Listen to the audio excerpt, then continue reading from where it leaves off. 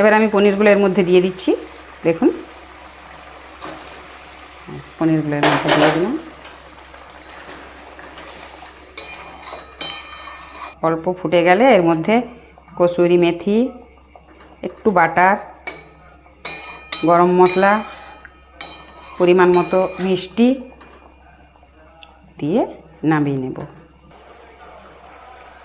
হ্যাঁ, এরকমই গ্রেভিটা থাকুক। এর মধ্যে 1 চামচ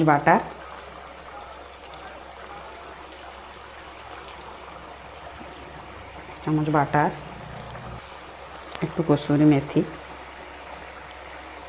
অ্যাড করছি, পরিমাণ মতো মিষ্টি,